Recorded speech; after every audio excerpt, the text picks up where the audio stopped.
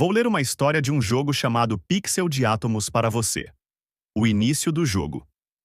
Imagine que, em outra realidade, existia Deus, o Criador. Ele decidiu desenvolver um jogo grandioso, o universo chamado Pixel de Átomos. Primeiro, ele criou os átomos, que são como os pixels do jogo, incrivelmente minúsculos. Assim como os zeros e uns, trabalhando em ordem e sequência na programação de um jogo de computador, geram imagens, sons e interações complexas. Os prótons, elétrons e nêutrons, combinando-se de maneiras específicas, formam toda a variedade de matéria e fenômenos que observamos no universo. Esses átomos estão em absolutamente tudo ao nosso redor. Se um ser humano tenta tocar uma parede, não consegue atravessá-la porque tanto a mão quanto a parede são feitas desses mesmos átomos, interagindo e se repelindo de forma semelhante a um personagem não jogável, NPC, que não consegue atravessar um obstáculo ou uma parede programada com bloqueios dentro do jogo. Para entender melhor essa analogia, pense em um jogo. Se você desse um zoom extremo na pele de um personagem não jogável, NPC, você primeiro veria os detalhes da textura formados por uma aglomeração de pixels. E se o jogo fosse renderizado em um nível ainda mais fundamental, você talvez chegasse à representação binária desses pixels, os zeros e uns que definem sua cor e posição. Na vida real, ao dar um zoom incrivelmente potente na pele de alguém, você não encontraria pixels digitais. Em vez disso, você mergulharia no mundo das células, depois nas moléculas que as compõem, e finalmente nos blocos de construção fundamentais da matéria, os átomos, com seus prótons, elétrons e nêutrons. E após ter criado esses blocos fundamentais, esses pixels da realidade, Deus decidiu dar o pontapé inicial para que o jogo pudesse começar a rodar. Foi nesse instante que ele deu o start no programa, o Big Bang.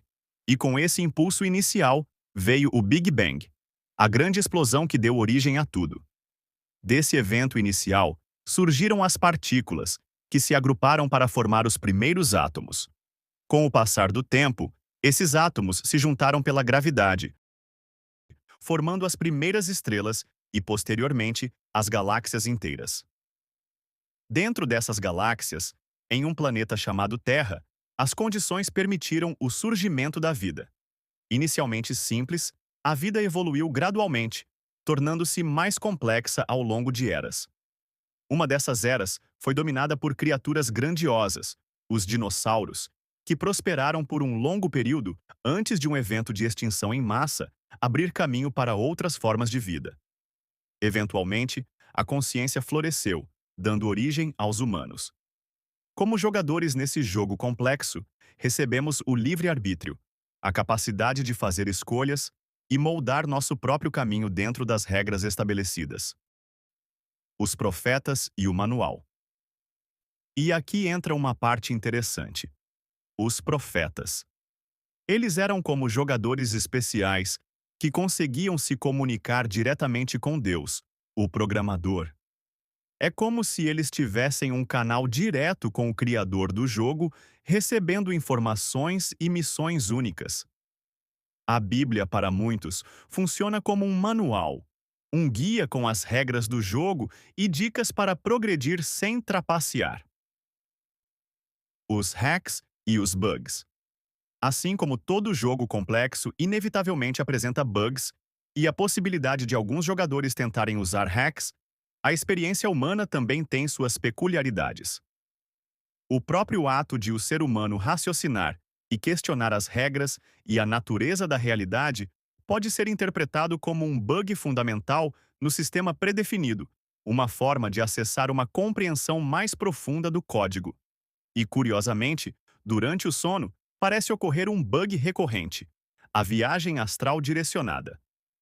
Essa experiência, combinada com a capacidade humana de questionar e explorar, permite aos jogadores investigar essa aparente falha no sistema, aventurando-se temporariamente além dos limites convencionais do jogo. É tipo um bônus secreto que só os melhores jogadores conseguem alcançar. Além disso, a quantidade de jogadores nesse pixel de átomos é enorme. E quanto mais jogadores entram, a complexidade do jogo aumenta exponencialmente. Surgem desafios cada vez maiores, como guerras devastadoras, doenças implacáveis e a crescente desigualdade, tornando a experiência da vida para muitos cada vez mais árdua. Curiosamente, acredita-se que alguns jogadores, ao morrerem dentro do jogo, acabam ressuscitando em diferentes pontos ou de maneiras inesperadas, talvez como uma forma de manter a dificuldade e a imprevisibilidade da experiência. É por isso que alguns players, às vezes, experimentam a sensação de déjà vu, de reconhecerem outros jogadores ou lugares, mesmo que nunca os tenham visto antes nesta vida. Poderia ser uma memória residual de uma ressurreição anterior no jogo, ou uma lembrança residual de reloads, ou ressurreições dentro do jogo, uma crença de que a morte não é o fim da partida.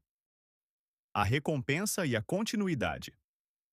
No final da jornada de cada jogador, vislumbra-se a possibilidade de uma recompensa, um nível além deste, conhecido como céu. E como Deus, o programador, nos observa dentro desse vasto jogo? Uma possibilidade é que ele nos observe de uma perspectiva que transcende o nosso tempo e espaço, como um jogador que tem uma visão completa do cenário. Outra ideia intrigante é que ele não seja apenas um observador externo, mas que esteja presente em cada detalhe do pixel de átomos. Imagine que as próprias leis da física, as constantes que governam as interações entre os átomos e as partículas, sejam a manifestação da sua consciência dentro do jogo. Assim, cada evento, cada pensamento e cada interação seriam, de certa forma, parte da sua própria experiência, como se ele estivesse vivenciando o jogo através de cada um de nós e de tudo o que existe.